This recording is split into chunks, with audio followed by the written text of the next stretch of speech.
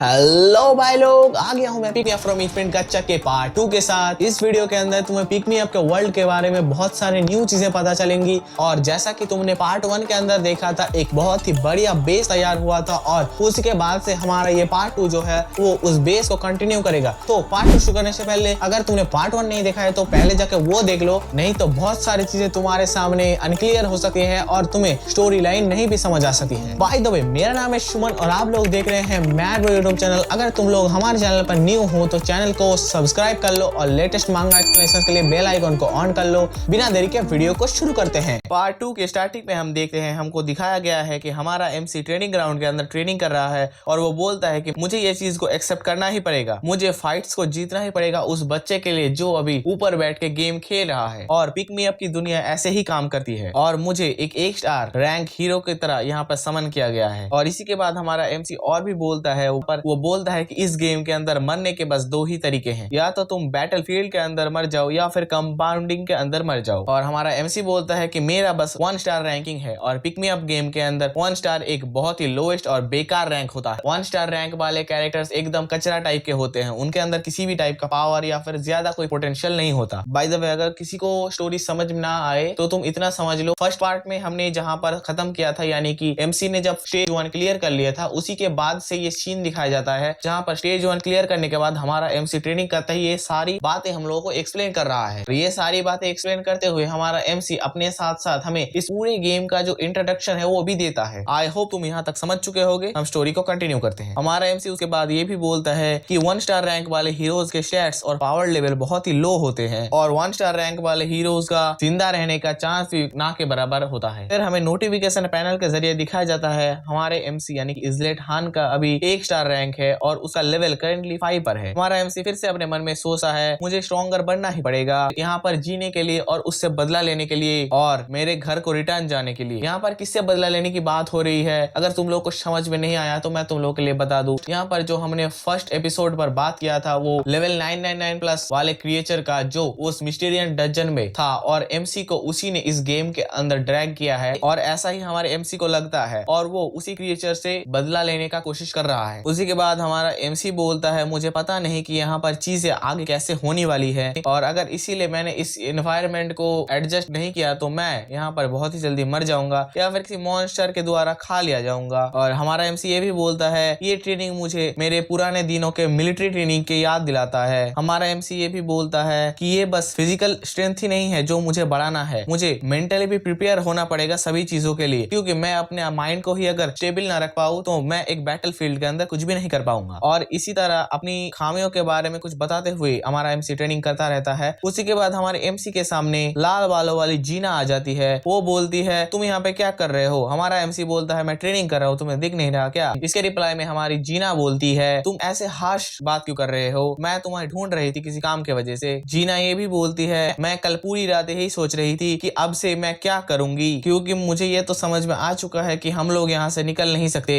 मेरे फादर एक हंटर थे और इसीलिए मुझे आर्चरी की बहुत ही अच्छी नॉलेज है और मैं अपने आर्चरी स्किल को और भी इंप्रूव करूंगी, क्योंकि मुझे तुम्हारे ऊपर बोझ नहीं बनना और मुझे नहीं लगता कि कोई भी फायदा है एक जगह पर बैठ के रो के और चिल्ला कर। और आखिरकार तुम्हें पता है ना कि यहाँ पर जिंदा कैसे रहना है। और ये सारी बातें सुनकर हमारा एमसी जीना से पूछता है कि क्या तुमने कल ही पहली बार अपने पूरे लाइफ में बैटल फील्ड के अंदर उतरा है? और ये सुनकर जीना बोलती है, ऑफ कोर्स, मैं हमेशा से घर के अंदर ही रहती थी। हमारा एमसी बोलता है, बट तुम्हें देखकर लग तो नहीं रहा, तुम बहुत ही स्किल्ड हो बो एंड एरो चलाने में। और उसी के बाद हमें जीना का भी करंट स्टेटस दिखाया जाता है, वो भी 1 स्टार रैंक पर है और उसका लेवल अभी 2 पर है। और हमारा एमसी सोचता है कि जीना को शायद कल वाले बैटल से 4 पॉइंट मिले हैं। हमारा एमसी ये भी सोचता है कि वो मुझसे स्टार और लेवल दोनों में ही नीचे है, बट उसके पास एक यूनिक स्किल है जिसके वजह से उसको एक एडवांटेज में रखता है। और ये देखकर ये भी समझ में आता है कि वो दूसरों के मौत के गम से बहुत ही जल्दी उभर जाती है और चीजों को और एनवायरनमेंट को उसे अडॉप्ट करना बहुत ही अच्छी तरीके से आता है। और ये सारी बातें सोचकर हमारा एमसी बोलता है, तो फिर ठीक है, मैं तुम्हें मदद करूंगा। और ये सुनकर हमारी जीना भी बोलती है, मेरे पापा हमेशा बोलते थे कि कनेक्शंस रखना बहुत ही इंपॉर्टेंट है लाइफ के अंदर। और ये बोलते हुए वो अपने एमसी की तरफ हाथ बढ़ा देती है और वो दोनों हाथ मिलाने लगते हैं। तभी हमारे सामने नोटिफिकेशन पैनल आता है, इंटीमेंस बॉन्ड हैज बीन क्रिएटेड। तुम लोगों को स्टैट्स या फिर एक्सपी के अंदर बोनस मिलेगा अगर तुम पार्टी बनाकर अनदर हीरोज के साथ मिलजुल कर काम करते हो तो। और इसका इस्तेमाल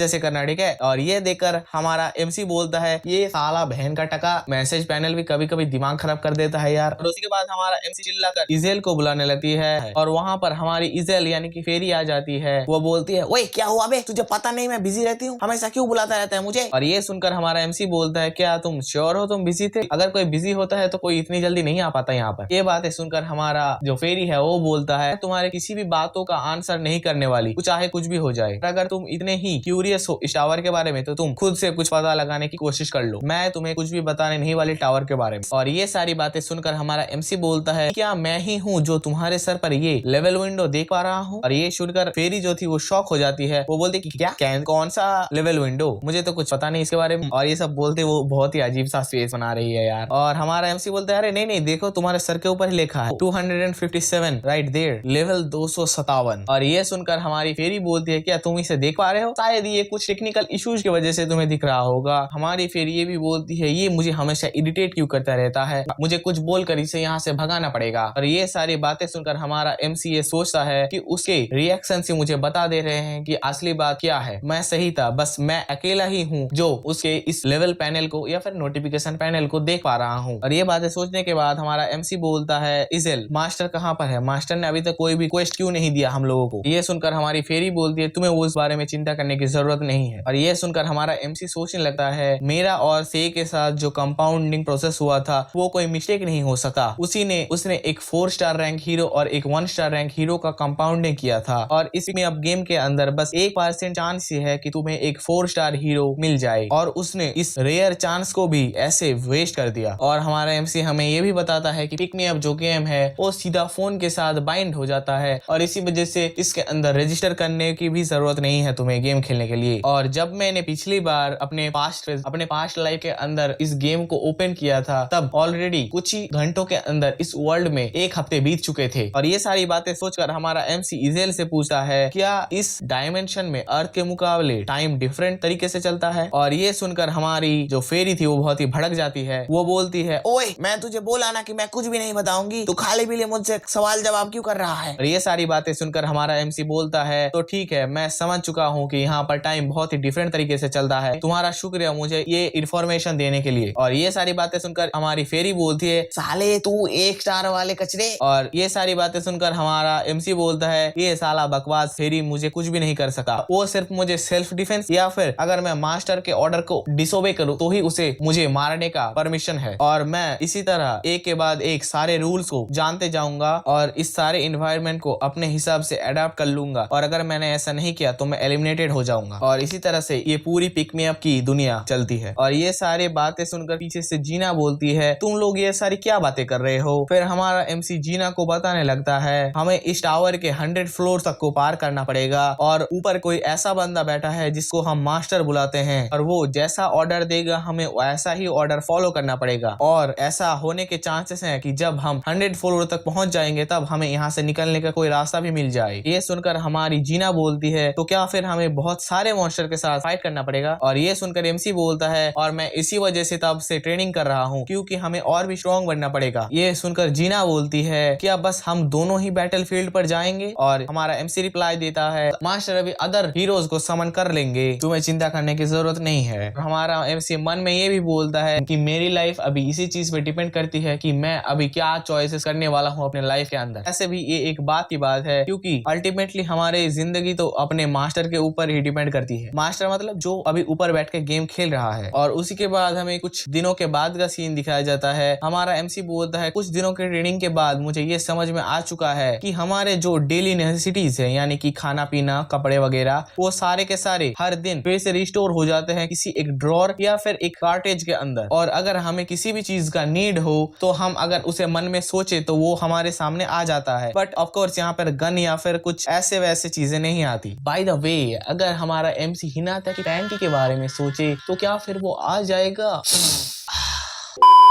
हमारा एमसी बोलता है और मैंने जो इतने दिनों तक ट्रेनिंग किया है उसके वजह से मुझे कुछ ऐसी चीजें पता चली जब मैं पिक मी अप खेलता था तब वो भी मुझे पता नहीं था। इस गेम के अंदर बहुत सारे डिफरेंट हीरोज हैं जिन लोगों के पास डिफरेंट डिफरेंट पावर्स है, चाहे उन लोगों के पास सेम रैंक या फिर सेम स्टार ही क्यों ना हो। एंड ऑफ कोर्स हम लोगों को पता है जैसा कि हमारे एमसी और हमारे जीना का है, हमारा एमसी स्वॉर्ड चलाने में एक्सपर्ट तो नहीं बोलूंगा बट स्वॉर्ड चलाने में थोड़ा बहुत कैपेबल है, बट दूसरी साइड जो जीना है वो आर्चरी में बहुत ही ज्यादा पोटेंशियल होल्ड करती है। इसके बाद हमारा एमसी ये भी बताता है तुम चाहे जितना भी ज्यादा ट्रेनिंग कर लो बट तुम्हारा स्टार तुम्हारे ट्रेनिंग से नहीं बढ़ेगा, तुम्हें ट्रेनिंग से बस एक्स्ट्रा स्किल और एक्स्ट्रा एक्सपी पॉइंट मिल सके हैं। और ये सारी बातें हमारे एमसी को भी पहले पता नहीं था। जब वो गेम खेलता था उसे लगता था कि एक गेम के बाद एआई इन लोगों का रैंक को डेवलप कर देता है, बट यहाँ पे सीन थोड़ा नहीं बहुत ज्यादा ही अलग है। उसके बाद हमारा एमसी बोलता है कि मास्टर बहुत ही जल्दी हीरोज को डिफरेंट ग्रुप्स के अंदर डिवाइड कर देंगे और हमें हमारा एमसी ग्रुप्स के बारे में कुछ बताता है। हमारा फर्स्ट ग्रुप है मेंटली प्रिपेयर होना। मास्टर कभी भी नहीं चाहेंगे कि हमारे जो हीरोज है वो बैटलफील्ड के अंदर चिल्लाने या फिर पैनिक करने लगे या फिर मॉन्स्टर देख के डर जाए। और सेकंड जो पार्ट है वो है स्किल। जो हाई रैंकिंग हीरोज है वो पहले से ही स्किल को गेन कर इस गेम के अंदर आते हैं, बट जो लो रैंकिंग हीरोज है उनको ऐसा कोई स्पेशल स्किल या फिर चीट स्किल नहीं मिलता, उन्हें खुद से सारे के सारे स्किल को अचीव करना पड़ता है। और तीसरा है फिजिकल एबिलिटी, और ये वही चीज है जो मैं इंप्रूव करने की कोशिश कर रहा हूँ। और हमारा एमसी ये बोलता है कि तीसरे दिन के अंदर मास्टर ने गेम को लॉग इन कर लिया। हमारा एमसी फिर ये बोलता है कि मुझे टोटल इस 3 दिन के ट्रेनिंग के अंदर 2 स्किल्स मिले हैं, और वो ये देखकर थोड़ा डिसअपॉइंट हो जाता है। वो बोलता है मैंने इतना कुछ किया बस इन दोनों स्किल्स के लिए। और फिर हमारा एमसी जीना को बोलता है रेडी हो जाओ मास्टर आ चुके हैं। जीना बोलती है क्या इतनी जल्दी? ये सुनकर हमारा एमसी बोलता है क्या मतलब है तुम्हारा इतनी जल्दी, 3 दिन बीत चुके हैं। फिर हमारे सामने नोटिफिकेशन पहन आता है कि मास्टर ने कुछ हीरोज को समन किया है। ये देखकर हमारा एमसी बोलता है अच्छा तो मास्टर ने समनिंग रिचुअल चालू कर दिया, क्योंकि हमें 5 लोगों की पार्टी चाहिए, इसका मतलब टोटल 3 बंदे यहाँ पर आने वाले हैं। और हमें दिखाया जाता है 3 बंदे यहाँ पर आ चुके हैं जिनका नाम है एरन, टोबी और येल्सन। उनमें से जो गंजा बंदा था यानी कि टोबी, वो आते ही चिल्लाने लगता है, बोलता है कि कहाँ पे हूँ मैं। येल्सन बोलता है मुझे भी सेम चीज जाननी है। और फिर पीछे से हमारी जीना चिल्ला के बोलती है अभी बातें करने का टाइम नहीं है, तुम जल्दी से यहाँ पर आओ और अपने वेपन्स ले लो, मैं तुम्हें बाकी सारी बातें बाद में समझा दूंगी। और ये सुनकर टोबी बोलता है क्या लड़ाई के लिए वेपन ले लो, क्या मतलब है तुम्हारा? इसी के बाद हमारी जो इज़ेल है वो टाइम फेस का गेट ओपन कर देती है, इसका मतलब वो डंजन में जाने का गेट ओपन कर देती है। और ये देखकर हमारा एमसी बोलता है जीना जल्दी से अपने सारे वेपन्स ले लो इससे पहले कि देर हो जाए। और जीना और हमारा एमसी वेपन लेके आ जाते हैं और हम यहाँ पर देखते हैं कि ये तीनों के तीनों उस फेरी से झगड़ा करने लग चुके हैं। हमारा एमसी ये सोचता है कि मुझे इन लोगों को तो वेपन देने का कोई भी शौक नहीं है, क्योंकि पिछले बार जब बाकी लोगों ने वेपन लिया तब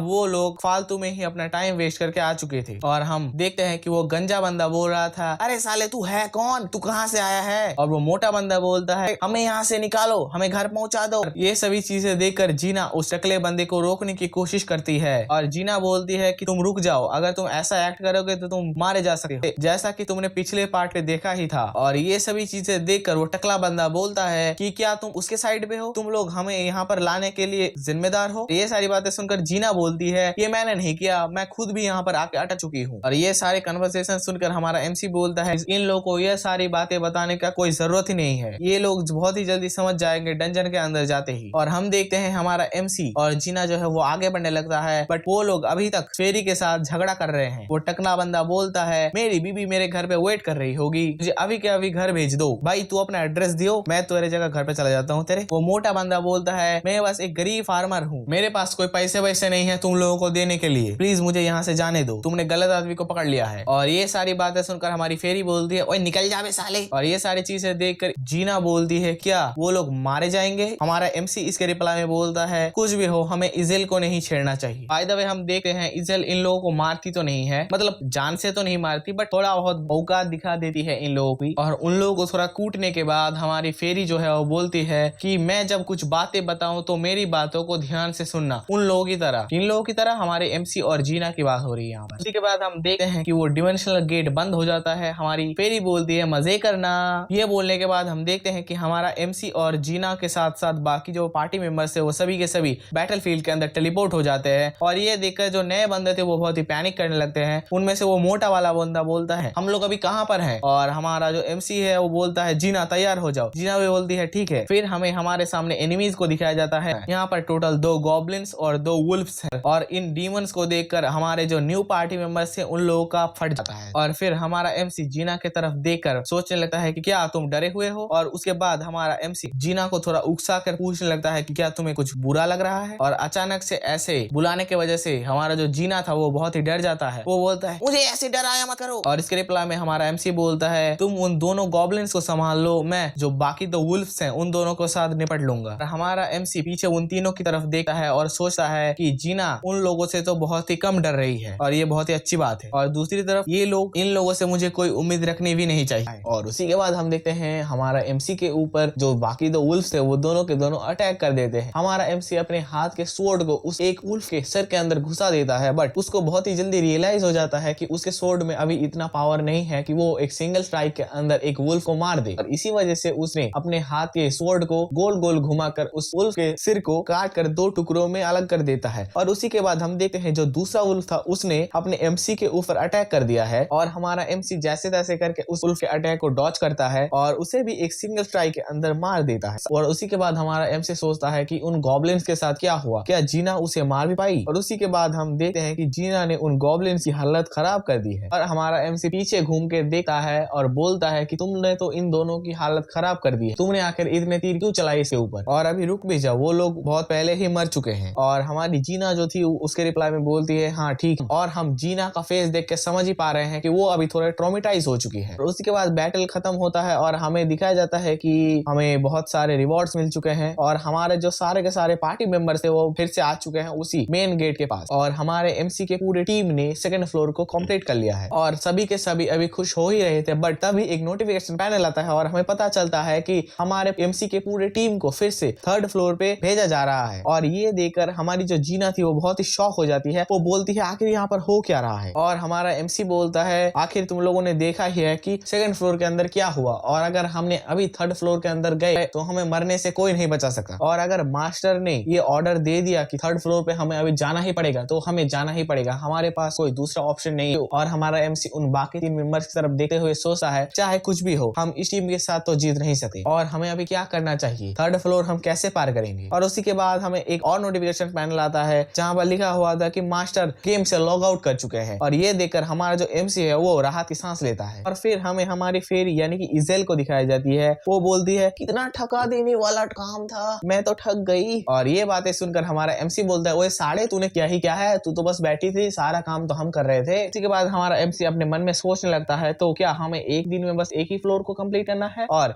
इस दुनिया के अंदर हमारे अर्थ के नॉर्मल दुनिया के मुकाबले 3 गुना ज्यादा फास्ट टाइम चलता है। और इसका मतलब आज से 3 दिन बाद हमें थर्ड फ्लोर कंप्लीट करने के लिए जाना पड़ेगा। बट मेरे पास अभी इतना स्ट्रेंथ और इतना पावर नहीं है कि मैं थर्ड फ्लोर को कंप्लीट कर पाऊं। पर वैसे तो इस स्टेज को कंप्लीट करने के बाद मेरा फिजिकल स्ट्रेंथ और जो एक्सपी वगैरह है वो बहुत ही बूस्ट हो चुके हैं। इसका मतलब मुझे थोड़ी बहुत पावर तो गेन हुई है इस फाइट के वजह से। इसके बाद हमारा एमसी और भी सोचता है, वो बोलता है कि एक मास्टर कभी भी अपने प्लेयर्स को पुश नहीं करेगा आगे बढ़ने के लिए, और अगर उन्होंने पुश किया तो इसका अंजाम वही होगा जो फर्स्ट फ्लोर के अंदर हुआ था। सो आई होप कि तुम्हें पता होगा कि हमारा एमसी ये बातें क्यों बोल रहा है। मैंने pick me up from infinite gacha के पार्ट 1 पे तुम्हें बताया ही था कि इस गेम के अंदर अगर कोई भी कैरेक्टर एक बार मर जाता है तो इस गेम के अंदर कोई भी रिवाइवल या फिर रीइंकार्नेशन वाला प्रोसेस नहीं हो सकता। अगर तुम्हारा कैरेक्टर एक बार मर गया तो हमेशा के लिए वो मर गए। तो तुम लोगों में से अगर किसी ने भी पार्ट 1 नहीं देखा है तो जाके पहले पार्ट 1 देख लो, नहीं तो बहुत सारी चीजें तुम लोगों को कंफ्यूजिंग लग सकती है। बाय द वे टॉपिक पे वापस आते हैं। हम देखते हैं कि वो मोटा वाला बंदा अपनी जीना के ऊपर चिल्ला रहा था और बोलता है कि हम क्यों फाइट करें, और जो टकला बंदा है वो बोलता है हम आखिर कहां पर हैं और हमें उन मॉन्स्टर्स से लड़ना ही क्यों पड़ रहा है। और ये सारी चीजें देखकर हमारा एमसी अपने मन में सोचने लगता है कि एक स्टार वाला कॉमनर या फिर आम इंसान अपनी पूरी जिंदगी आराम से या फिर आम तरीके से बोल सकते हो और बिना किसी युद्ध या फिर लड़ाई के काट देता है। बट यहाँ पर ऐसा नहीं चलेगा, तुम्हें इस जगह के अंदर जिंदा रहने के लिए लड़ना ही पड़ेगा और तुम्हें ये देर से ही सही बट समझ में आ जाएगा। इसी के बाद हम देखते हैं कि वो लोग, और इसी के बाद हम देखते हैं कि वो मोटा वाला बंदा बोलता है कि मैंने अपनी पूरी जिंदगी में कभी स्वॉर्ड नहीं पकड़ी है तो मैं कैसे उन मॉन्स्टर्स के साथ फाइट कर सकता हूँ। और उसके बाद हमारा गंजा वाला बंदा भी बोलता है और किसने कहा कि मैंने भी एक स्वॉर्ड कभी पकड़ी है। इन दोनों की इन सारी कन्वर्सेशन सुनकर हमारा एमसी सोचने लगता है कि उसे अभी समझ में आ रहा है कि गेम के अंदर एक स्टार वाले हीरोज को क्यों डिस्पोजेबल है या फिर कचरा बोला जाता था। उसी के बाद हमें कुछ पास्ट के सीन दिखाए जाते हैं जहाँ पर हम उसी मोल्डमांड को देखते हैं जो कि हमारे पार्ट 1 पर था और एक मर्सनरी। इसका मतलब उसे थोड़ी बहुत बेसिक या फिर बेसिक से से भी ज्यादा बोल सकते हो सोर्ड टेक्निक आती थी। और ये सारी बातें सोचते हुए हमारा एमसी बोलता है कि हाई रैंकिंग जो हीरोज हैं वो किसी भी फाइट के अंदर घुसने से पहले थोड़ा बहुत भी नहीं सोचते, बट जो 1 स्टार रैंक के हीरोज हैं वो एक बैटल के अंदर इन्वॉल्व होने से पहले बहुत बार सोचेंगे। और उससे भी बड़ी बात, ये जो सारी की सारी चीजें होंगी वो एक 1 स्टार कॉमनर के लिए बहुत ही एक फैंटेसी की तरह होगी, जिसे वो बहुत जल्दी एक्सेप्ट नहीं कर पाएगा और आम सी बात है कि वो पैनिक करने लगे। बट जो भी हो 3 स्टार रैंक के जो प्लेयर्स है वो बहुत ही डिफरेंट है 1 स्टार रैंक हीरोज से। और हम यहाँ पर क्लियरली देख सकते हैं कि ये बात बोलते हुए हमारा एमसी अपने जो स्ले है उसके बारे में विजुअलाइज कर रहा है। और इसी के बाद हमारा एमसी सोचता है कि क्या उन सारे हीरोज को पता है जो हायर रैंक पर है कि उन लोगों को समन किया जाएगा इस जगह पर, और उन्हें अगर पता भी होगा कि उन्हें समन किया जाएगा तो क्या उनको उनकी गोल पता है कि उनको क्या करवाने के लिए यहाँ पर फाइट करना पड़ रहा है। और मुझे लगता है कि से को कुछ ना कुछ तो पता ही था इस जगह के बारे में, और ऐसा मुझे उसके बिहेवियर को देखकर ही लग रहा था। और हमारे एमसी के इन सारे थॉट्स के बीच में हमारी जो जीना है वो आ जाती है। वो बोलती है कि क्या ऐसे लोग भी होते हैं, उन लोगों के पास क्या थोड़ा भी माइंड नहीं है कि उन लोगों को हमने बचाया और वो थैंक्स बोलने की जगह मेरे ऊपर ही भड़क रहे हैं। और जीना ये भी बोलती है कि तुमने उन लोगों को क्यों मदद किया उस डंजन के अंदर सरवाइव करने के लिए। ये सुनकर हमारा एमसी बोलता है क्या मैंने उन लोगों को सरवाइव करने के लिए मदद नहीं की। और इस बात के रिप्लाई में हमारी जीना बोलती है हाँ तुमने उन लोगों की मदद की और उन्हें स्टेज क्लियर करने के लिए और जिंदा रहने के लिए भी हेल्प की। क्या ये एक अच्छा आइडिया था? और इसके रिप्लाई में हमारा एमसी बोलता है तुम्हें चिंता करने की जरूरत नहीं है, वो बहुत ही जल्दी मर जाएंगे। और फिर हमें हमारे एमसी की तरफ से इस गेम के कुछ रूल्स, अगर तुमने फाइट भी नहीं किया और फाइट के अंदर ना मरकर बस ऐसे ही दूसरों के भरोसे आगे बढ़ते रहे तो तुम बिना कुछ किए ही डिसअपियर हो जाओगे इस गेम के अंदर से। इसके बाद हम देखते हैं ये बातें बोलते हुए वो जो गंजा वाला बंदा था वो हमारे एमसी की तरफ आने लगता है और हमारा एमसी बोलता है जो नेक्स्ट बार जो हम बैटल पे जाएंगे उस पर तुम लोगों को जाने की कोई भी जरूरत नहीं है, हम लोग अकेले ही संभाल लेंगे सब कुछ, तुम बस यहाँ पे बैठे रहना और आराम करना। उसी के बाद हमारा जो टकला बंदा था वो बोलता है हे मुझे कुछ बातें करनी है, रुको तुम। और ये सुनकर हमारा एमसी बोलता है मुझे अभी तुमसे बातें करने का कोई भी मूड नहीं है। और ये बोलकर हमारा एमसी जाने लगता है। जो टकला बंदा था वो बहुत ही गुस्से में हमारे एमसी का कॉलर पकड़ लेता है और वो बोलता है क्या बोला बे साले। फिर हमारा एमसी जो है उस टकले बंदे के मुंह पर एक चमेट दे मारता है और बोलता है कि जब हम बैटलफील्ड के अंदर लड़ रहे थे तो तुम बेकार लोग बस हमारे पीछे खड़े रहकर छुपने के अलावा और कोई भी काम नहीं कर रहे थे, तो तुम्हें यहाँ पर बोलने का कोई भी हक नहीं है। और उसको मुका धरने के बाद हमारा एमसी वहां से जाने लगता है और वो जीना को बोलती है क्या मैंने उसको अच्छा से सबक सिखा दिया, अब तुमको अच्छा लग रहा है। और जीना जो है वो बोलती है नाइस। और उसी के बाद हमें नीचे का सीन दिखाया जा रहा है जहाँ पर हम देख रहे हैं कि हमारा एमसी बेसिक ट्रेनिंग कर रहा है और हमारा एमसी जो है वो एक वुडन स्वॉर्ड को घुमाने की ट्रेनिंग कर रहा है। ये कैसा ट्रेनिंग है भाई। और जो जीना है वो अपने बो को और भी परफेक्टली यूज करने का ट्राई कर रहा है। और हमें पता चलता है कि जो बाकी 3 लोग थे वो इस जगह से निकलने का कोई रास्ता ढूंढने के लिए चारों तरफ घूम के देखते हैं। उन्हें लगता है कि यहाँ पर उन्हें कोई एग्जिट पॉइंट मिल जाएगा जहाँ से वो लोग यहाँ से भाग पाएंगे। और उसी के बाद हम देखते हैं कि हमारा एमसी और जो जीना थी वो दोनों ही एक इंटेंस ट्रेनिंग कर रहा है, जहां पर जो जीना है वो अपने एरोज को सीधा एमसी की तरफ फेंक के मार रहा था और हमारा एमसी अपने स्वॉर्ड और अपने शील्ड की मदद से उसको डॉज करने की कोशिश कर रहा था। और इन सारे ट्रेनिंग के बीच पर हमारे एमसी के पैर पे एक एरो आकर घुस जाता है और ये देखकर हमारी जो जीना थी वो बहुत ही घबरा जाती है। वो पूछती है कि क्या तुम ठीक हो ना। और हमारा एमसी से रिप्लाई में बोलता है मैंने तुम्हें कहा था ना कि तुम्हें चिंता करने की जरूरत नहीं है, ज्यादा सोचो मत। इस जगह के अंदर हमारे फिजिकल वुंड्स साधारण स्पीड के मुकाबले बहुत ही जल्दी हील हो जाएंगे। और हम देखते हैं इस एरो के लगने के वजह से हमारे एमसी को एक स्किल मिलता है जिसका नाम है पेन टॉलरेंस। मतलब हमारे एमसी के जो सहन शक्ति है वो थोड़ा बढ़ गया है आई गेस। और उसके बाद हमारा एमसी फिर से एक फाइटिंग स्टंट ले लेता है और बोलता है अटैक करते रहो, रुकने की जरूरत नहीं है, मुझे कोई दिक्कत नहीं अगर मुझे दर्द हो रहा है, और अगर मुझे दर्द हो रहा है तो इसका मतलब है कि मैं जिंदा हूँ। इसके बाद हम देखते हैं जो जीना है वो मल्टीपल टाइम्स अपने एरो को शूट करती है एमसी की तरफ। उसी के बाद एमसी के और जीना के दोनों के ही कुछ स्किल्स वगैरह अपग्रेड हो जाते हैं। और हमें कुछ दिनों बाद का सीन दिखाया जाता है जहाँ पर फेरी चिल्ला रही थी और बोल रही थी अगर मास्टर ने लॉगिन कर लिया और तुम्हारा हालत ऐसा देख लिया तो तुम क्या करोगी, तुम्हें मास्टर को सर्व करने के लिए अपने आप को प्रिपेयर रखना पड़ेगा,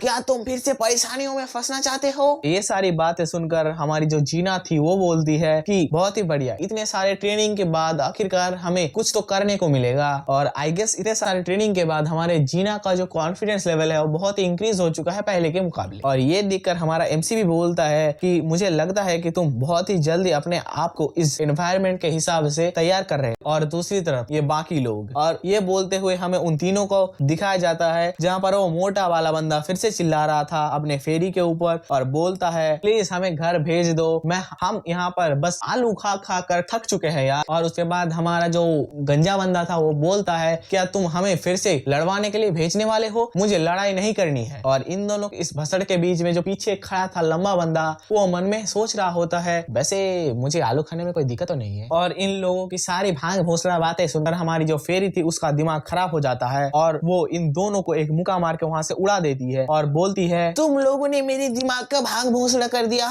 तुम लोगों को तो अच्छे से इसका इनाम देना ही पड़ेगा। और इसी के बाद हम देखते हैं हमारी इजल जो है वो उन तीनों की धुलाई को चालू कर देती है और हमारे इजल के धुलाई के बाद उन तीनों का शक्ल कुछ ऐसा होता है। फिर हमारे सामने सीन चेंज होता है और हम देखते हैं कि हमारे जितने भी सारे टीम मेंबर्स है वो सभी के सभी फ्लोर 3 के अंदर आ जाते हैं और फ्लोर 3 के अंदर हमारे सामने टोटल 4 गॉब्लिन्स हैं। और इसके बाद हम देखते हैं कि हमारा एमसी बोल रहा है मेरे वेपन टेक्निक्स और स्किल्स पहले से बेटर हो चुके हैं और अभी पीछे हटने वाला कोई बात ही नहीं है, जो करना है हमें अभी करना पड़ेगा। बोलता है लेट्स गो। और ये बोलने के बाद फिर से इन लोगों की भसड़ चालू हो जाती है और बहुत ही जल्दी मतलब बहुत ही आराम से हमारा जो एमसी है वो इस फ्लोर को भी खत्म कर लेता है और उन्हें फिर से कुछ रिवॉर्ड्स मिलते हैं। फिर हम देखते हैं कि जीना और एमसी के बीच में कुछ कन्वर्सेशन हो रही है। हमारी जीना बोलती है ये तो उतना भी मुश्किल नहीं था और इसके रिप्लाई में हमारा एमसी बोलता है हाँ तुमने सही कहा, ये फाइट बहुत ही बोरिंग हो गया था। और उसके बाद हमारी जीना बोलती है कि उन लोगों का अभी तक लड़ाई करने का कोई भी इंटेंशन नहीं दिख रहा है। और उसके रिप्लाई में हमारा एमसी बोलता है और चाहे कुछ भी हो मुझे उन भड़वे लोगों के साथ एक्सपीरियंस पॉइंट शेयर करने का कोई भी मन नहीं, और अगर तुम फाइट के अंदर पार्टिसिपेट ही नहीं करोगे तो तुम्हें एक्सपीरियंस पॉइंट मिलेगा भी नहीं। और या दैट्स ट्रू, जैसा कि हमने सेकंड फ्लोर के एंडिंग पर देखा था कि हमें बस हमारे एमसी और जीना को ही बस एक्सपी पॉइंट मिले थे, ऐसा नोटिफिकेशन आया था, बट बाकी जो 3 लोग थे उनको कोई भी एक्सपी पॉइंट नहीं मिला था फ्लोर 2 से और फ्लोर 3 से भी। देन हमारे सामने एक और नोटिफिकेशन पैनल आता है जहां पर लिखा हुआ था कि ये एक बोनस अटैक होने वाला है जहां पर तुम फिर से फ्लोर 1 से शुरू करोगे अपने लेवल और अपने पावर और अपने एक्सपी पॉइंट को बढ़ाने के लिए। और ये देखकर हमारा एमसी सोचता है कि मास्टर ने आखिर ऐसा क्वेश्चन क्यों भेजा, क्या वो चाहते हैं कि हम इन तीनों भड़वों को भगा दें यहाँ से। और हमारी जीना बोलती है तो क्या ये अभी तक खत्म नहीं हुआ है। और फिर हम देखते हैं कि हमारे जो सारे के सारे बंदे हैं वो फिर से अपने फर्स्ट फ्लोर पर टेलीपोर्ट हो जाते हैं और हम उन्हीं मॉन्स्टर को देखते हैं जिनको हमने फर्स्ट वीडियो पर देखा था, सेम मॉन्स्टर थे उस फर्स्ट फ्लोर के अंदर। और ये देखकर जीना बहुत ही खुश हो जाती है और बहुत ही इजीली उन सभी के सभी को मार देती है। फिर से उन्हें कुछ बेसिक रिवॉर्ड्स मिल जाते हैं। फिर से एक नोटिफिकेशन पैनल आता है कि क्या तुम फ्लोर 1 को फिर से अटेम्प्ट करना चाहोगे। और ये देखकर हमारा एमसी थोड़ा शॉक हो जाता है और मन में सोचता है कि ये मास्टर हमें थोड़ी भी आराम करने का वक्त नहीं दे रहा है, क्या वो हमें ऐसे ही मारना चाहता है। और हम देखते हैं कि हमारे जो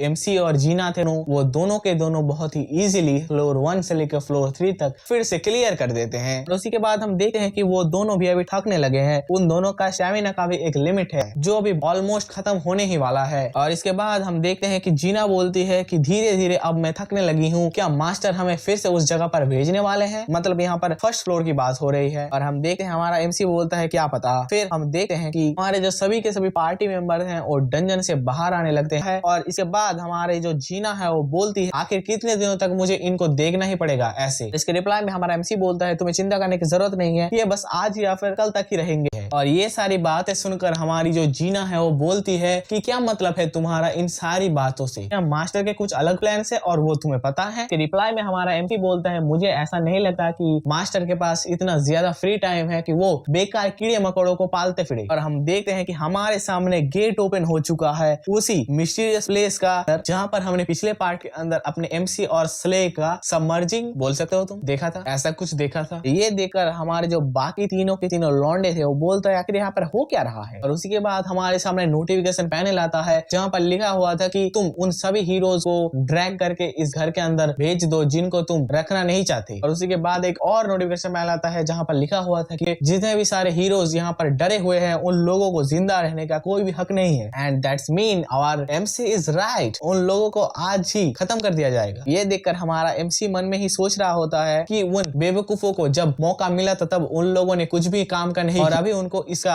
अंजाम भुगतना ही पड़ेगा। इसी के बाद हमें एमसी की तरफ से इस पूरे एरिया का एक मैप शो किया जाता है, जहां पर हमें पता चलता है कि कहां पर ट्रेनिंग ग्राउंड है, कहां पर वर्कशॉप है, कहां पर डॉर्मेटरी है और कहां पर समनिंग हॉल वगैरह वगैरह बहुत सारी चीजें एग्जिस्ट करती हैं। सो भाई लोग, इसी के साथ हमारी आज की वीडियो खत्म होती है। ये थी pick me up from infinite gacha मानवा की पार्ट 2। पार्ट 1 जिन लोगों ने भी नहीं देखा तो पहले जाके पार्ट 1 देख लेना, उसके बाद ये मानवा कंटिन्यू करना। और अगर तुम ये वीडियो इतनी दूर तक देख रहे हो तो तुम लोगों का बहुत बहुत शुक्रिया। एक प्यारा सा कमेंट करना मत भूलना। और अगर तुम चाहते हो कि मैं इस मानवा का पार्ट 3 बनाऊं तो तुम कमेंट बॉक्स में जरूर से पार्ट 3 लिख देना। और अगर तुम चाहते हो कि मैं इस चीज के अलावा भी और भी कोई न्यू टाइप का चाइनीज मानवा कवर करूं जो हार्डकोर एक्शन और प्लॉट ट्विस्ट से भरा हुआ हो, तो तुम वो भी मुझे कमेंट बॉक्स में बता सकते हो। बाय द वे, मैंने इससे पहले बहुत सारी न्यू मानवास भी एक्सटेंड करके रखी हैं, जैसे कि return to the apocalypse class death knight और द ग्रेटर स्टेट डेवलपर। दोनों ही बहुत बढ़िया मानवा है। मेरे चैनल पर वीडियो अवेलेबल है, तुम जाके चेक कर सकते हो। आज की वीडियो में इतना ही। मेरा नाम है सुमन और आप लोग देख रहे हैं मैड ब्रो यूट्यूब चैनल। मिलते हैं एक और न्यू वीडियो, एक और न्यू मानवा एक्सप्लेनेशन के साथ। Until then, bye bye.